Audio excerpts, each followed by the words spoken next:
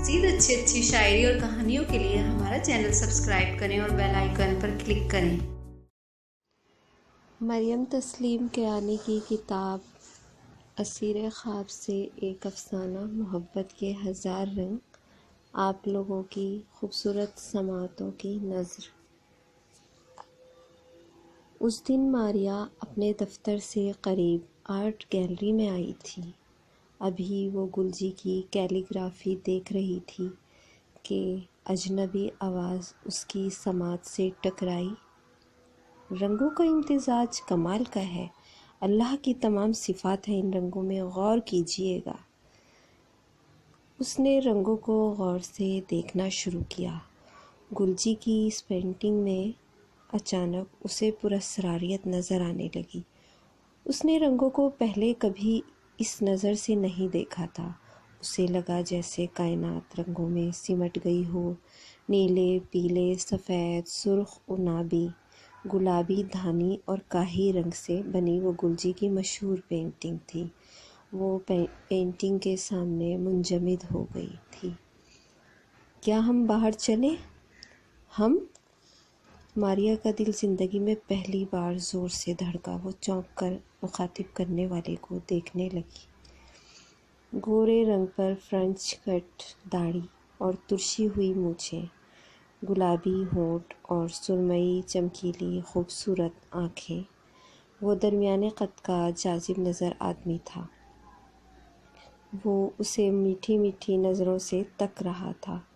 ماریا کو اس کی نگاہوں سے الجھن محسوس ہوئی۔ وہ سمجھ نہیں سکی کہ وہ اتنی پرشوق نگاہوں سے اس میں کیا تلاش کر رہا ہے۔ وہ جاننا چاہتی تھی کہ وہ کیا دیکھ رہا ہے۔ وہ اس کے ساتھ ہی باہر لان میں آ گئی۔ اس وقت سورج ڈوب چکا تھا۔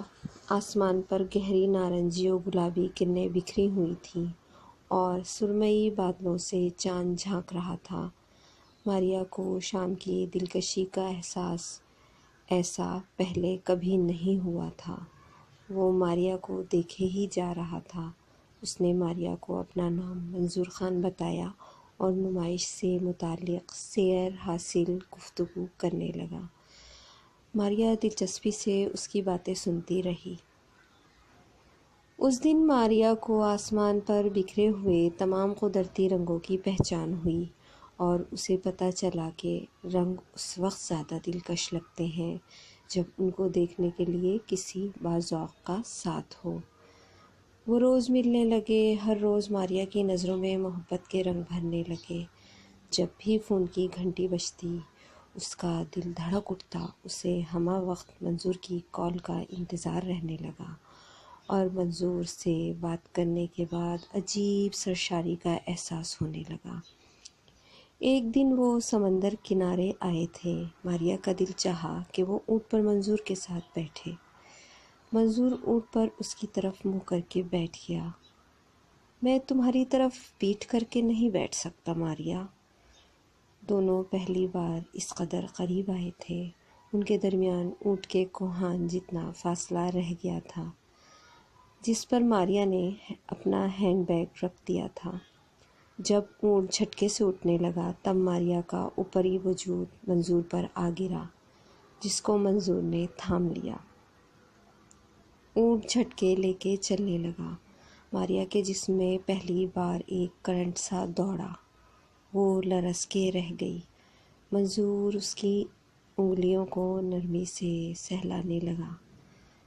کتنا نرم ہے تمہارا لمس، بالکل موم کی طرح۔ تم پہلے شخص ہو جس نے مجھے چھوا ہے، ماریا نے صاف دلی سے بتایا۔ لمس کا جادو جاگنے لگا۔ ماریا نے اپنی آنکھیں مسرت سے بند کر لیں۔ اس کے ہاتھ منظور نے مضبوطی سے تھامے ہوئے تھے۔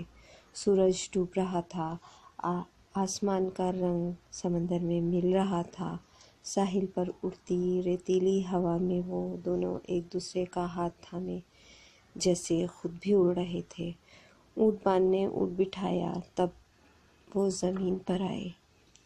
ساحل کی گیلی گیلی ریت اور ہاتھوں کا نرم نرم لمس۔ ماریا کو اس دن محبت آسمانی اور نارنجی کرنوں سے سجی ہوئی لگی۔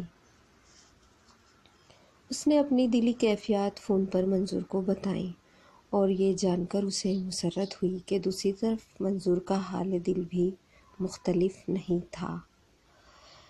ایک دن ماریا نے منظور کو اپنا ہاتھ دکھانے کو کہا اور منظور نے اپنے ہاتھ کا عکس پیلے رنگ کے کاغذ پر بنا دیا۔ اس میں ہر لکیر کے ساتھ ماریا کا نام لکھا تھا۔ ماریا نے بے اختیار اس عکس پر اپنے پنک لپسٹک لگے ہونٹ رکھ دیے۔ اس کے نازک ہونٹ پیلے کاغذ پر چھپ گئے۔ منظور نے وہ کاغذ اپنے لبوں سے لگا لیا اور کہا، یہ بوسہ میں اپنی آخری سانسوں تک خود سے جدا نہیں ہونے دوں گا۔ محبت کا پہلا بوسہ۔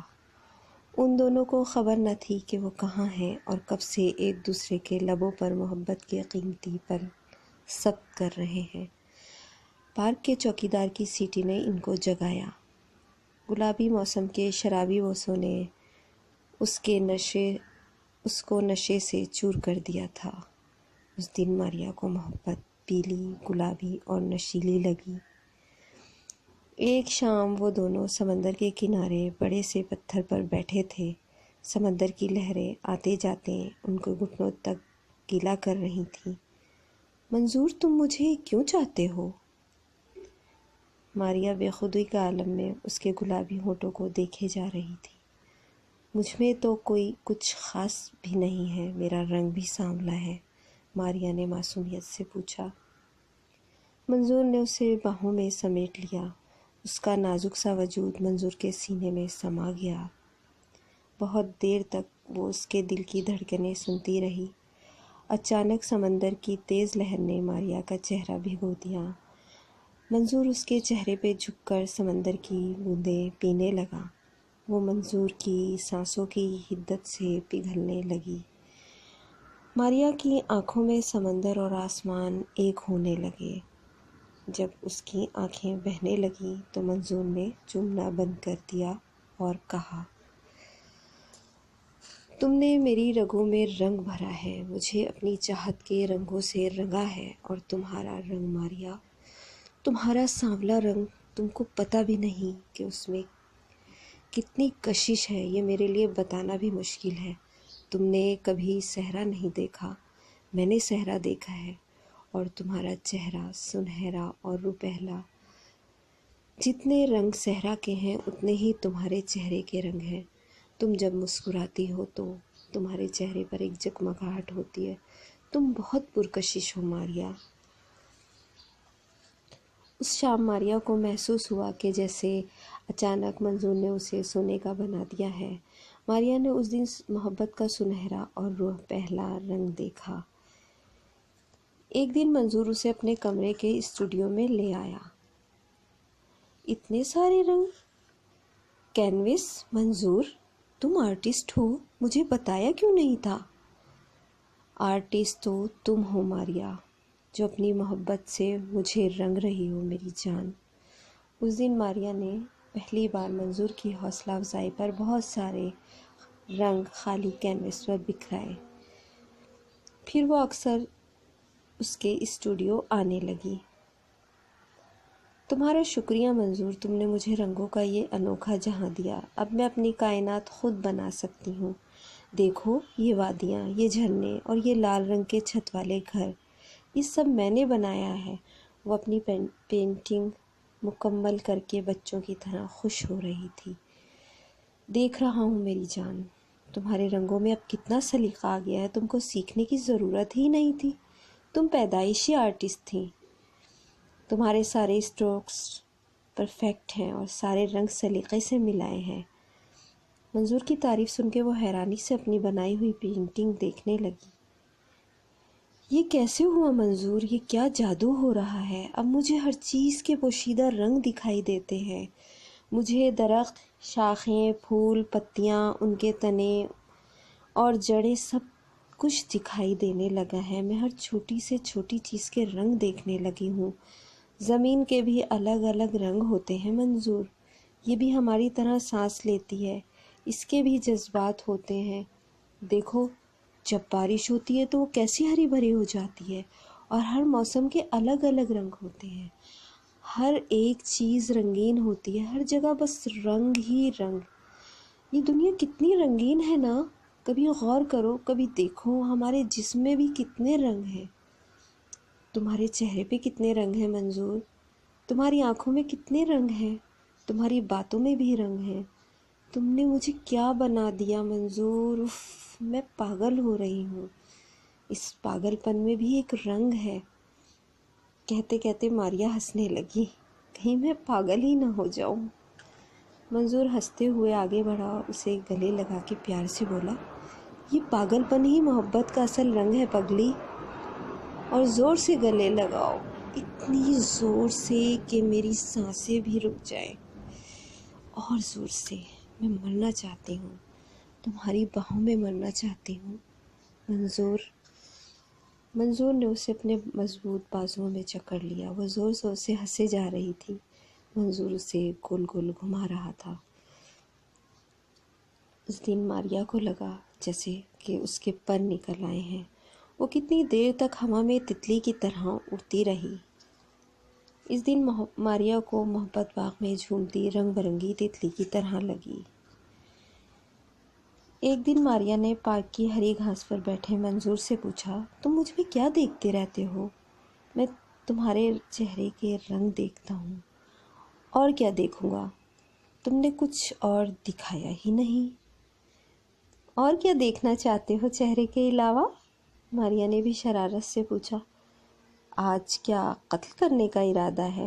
منظور ہنسا۔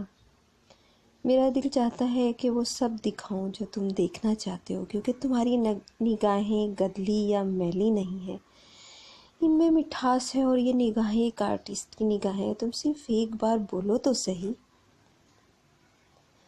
ماریا، میں تم کو سر سے پیر تک، انچ انچ پر پیار کرنا چاہتا ہوں، اور اپنے لبوں سے تم کو محسوس کرنا چاہتا ہوں، مگر میں ڈرتا ہوں کہ کہیں میں یا تم بھسم نہ ہو جائیں۔ اور وہ بھسم ہونے کے لیے تیار تھی۔ اسٹوڈیو میں آ کر ماریا اس سے لپٹ گئی۔ وہ اسے روکنے کی کوشش کرنے لگا، وہ بضد تھی، اس کی باتیں نگل رہی تھی، دونوں کے لب دہک رہے تھے۔